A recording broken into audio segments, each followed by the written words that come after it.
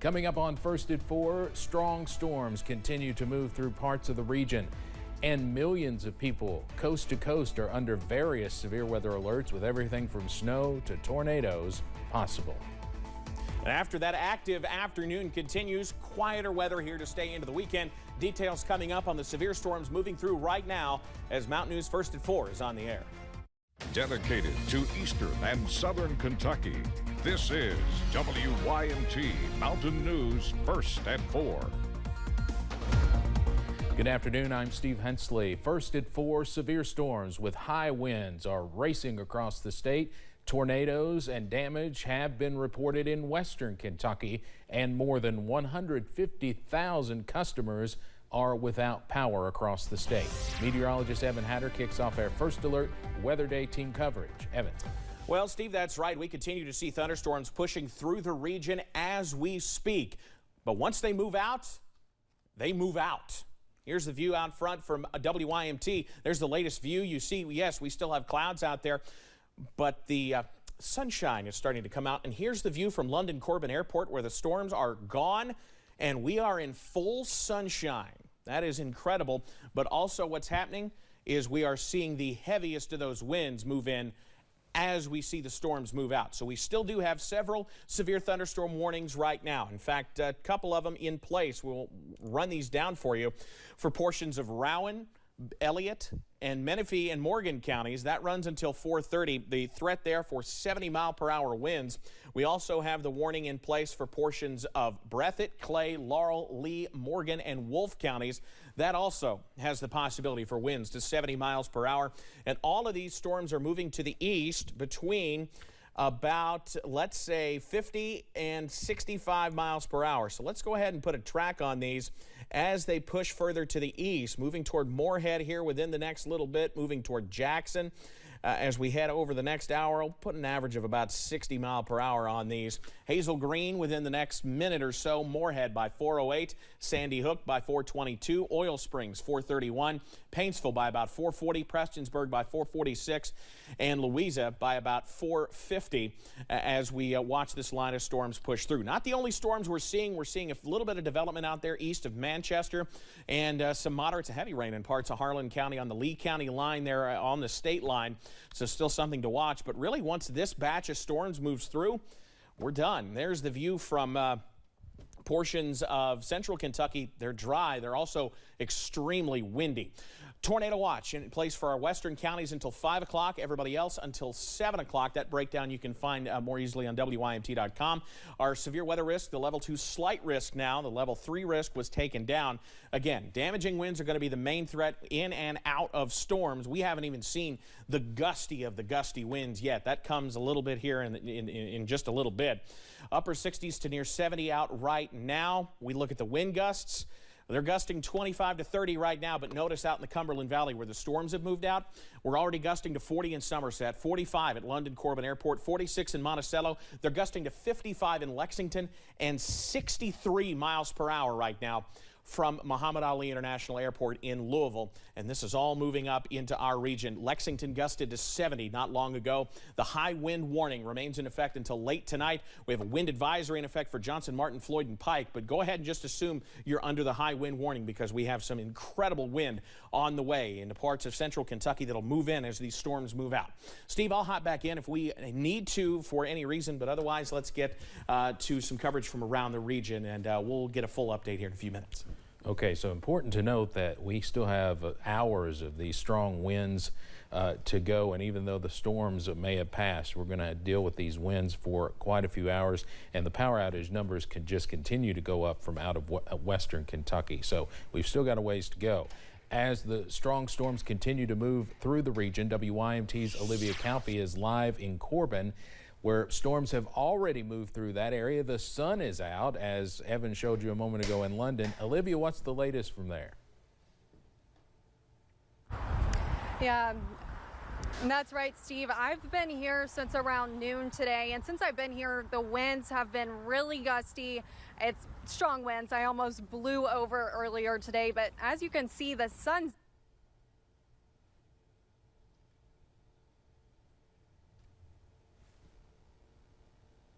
Corbin are closed. The City Hall behind me closed at about 1 p.m. today. And then a business actually down the street said they were closing at 3:30. So that was just about 30 minutes ago. But I think the biggest thing is that I spoke with the Corbin Fire Department, Jack Parton, and he said no matter where you are in the region, there's storms, heavy winds possible. You just need to find a safe location and stay put. Just want to get to the center of your house, you know, the lowest place to the ground. Stay away from glass and windows, obviously, and all that, and trees and that type of thing. Do not get in your vehicle and try to outrun the storm. If you think you can do that, you're hurting yourself and us. I'd encourage everyone, it doesn't have to be out this evening, to stay home. There's already been some calls in about some trees down here in this area, and I know that crews have done a great job about getting those cleaned up very quickly. But I also spoke with dispatch earlier, and they say really important right now, once again, no matter where you are in the region, to just stay put. If there's issues around, if you guys know that trees have fallen, don't go out and try to find them, because emergency crews need space to get to where they need to be as fast as possible. Live in Corbin, now back to you, Steve. Olivia, have you heard of any power outages in your area? So far, I have not heard of any power outages, Steve, but I will keep you guys updated when I'm back here at 5:30 as I learn more. All right, Olivia Calfee, thank you very much. Power outages right now, definitely a lot more numerous out in western and central parts of the state, but again, we still have maybe the worst wind to go here in eastern Kentucky. So we do expect to see some power outages, at least scattered, in eastern Kentucky in the next few hours.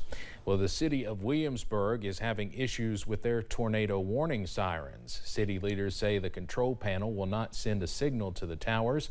They are ordering a new one and are looking for a more accessible place to put one of the towers. That being said, city leaders say you need to watch the weather, and the city will use the reach alert to communicate warnings.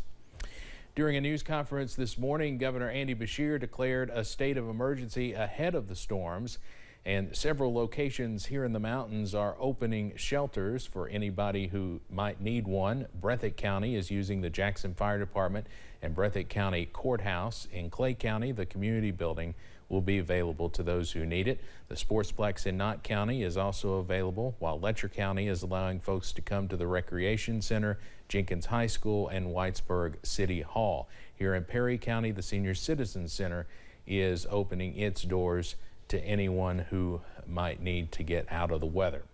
Kentucky Power has some tips for what you can do to prepare in case severe weather knocks out your power. And again, that's been a huge issue in parts of Kentucky today. First, just make a plan. Check with elderly family and neighbors, anyone with children, or those with a medical condition to ensure everyone knows where to go in case of an emergency. And do not forget about your pets.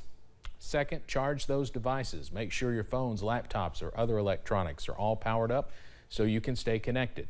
And third, prepare an emergency kit. This should include at least non-perishable food, water, a flashlight, batteries, a battery-powered radio, and a first aid kit.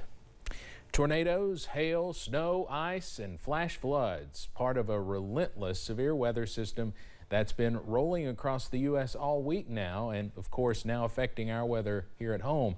Emergency officials in Mississippi confirming at least one person died there after a tree fell on their vehicle. CNN's Laura Aguirre has more.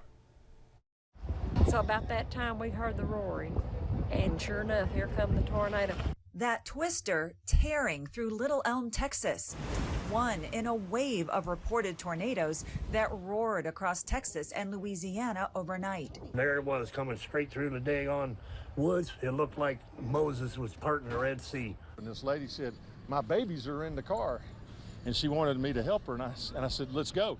But then all of a sudden, the wind got so bad, I said, "No, ma'am, don't go out." Terrifying stories, devastating damage. This savage storm front marching through the Northeast through Friday, threatening torrential rain and heavy snow. Several California towns are still grappling with what this same weather system dumped on them earlier this week. There's no way to walk around. It's up to my neck in a lot of places. Now it's to the point where we're somewhat scared. At least 13 California counties in a state of emergency. The National Guard mobilized to help road crews clear a path for residents growing desperate amid dwindling supplies. Folks, we're here for you. We're going to dig you out, and we are coming. Dig out the truck for the 4th time? Digging out, but nowhere to go. The forecast promising more snow and rain for these areas through Saturday. After 7 days straight of it, it's really, really hard to keep going, but we've got to keep doing it. I'm Laura Aguirre reporting. Flood warnings cover a 400-mile stretch between Illinois and Indiana, east to Tennessee, and here in Kentucky. By tomorrow, this storm could bring heavy snow to the upper Midwest through New England, with significant sleet and freezing rain also possible. Now, Power Outage US shows more than 700,000 customers without power across Tennessee, Alabama, Kentucky, Texas, and California. And again, just before the newscast, that number was 150,000 here in Kentucky alone, mainly in western Kentucky. Remember, you can always stay weather aware with the First Alert Weather app. To download, scan this QR code or search for it in the Apple App Store or on Google Play. You can get the latest weather alerts and radar there. We also will encourage you to download the WYMT News app, and there's a QR code for that. There you can find the latest breaking news as it comes into our newsroom and closings. We had a ton of school closings today. If you lose power, these apps will work without Wi-Fi. So again, we encourage you to download those apps if you haven't already, to stay up to the minute. Well, Kentucky State Police responded to a fire in the Pippa-Passes area of Knott County early yesterday morning. We first told you about this last night. Police say 34-year-old Daniel Sloan was not able to make it out of his home, resulting in his death. The cause of the fire is still unknown. Sloan was a 2013 graduate of Alice Lloyd College. One representative of the college shares what type of person Sloan was. From the time that you come on campus, from admissions all the way through graduation, you are part of the Alice Lloyd family, and that doesn't stop when you graduate. Again, police say the cause of the fire is not known. We'll have more on what the college is doing to remember the victim tonight at 6. But coming up here on First at... And we continue to watch storms and high winds slowly come to an end out there. Details on when that nicer weather works in coming up after this.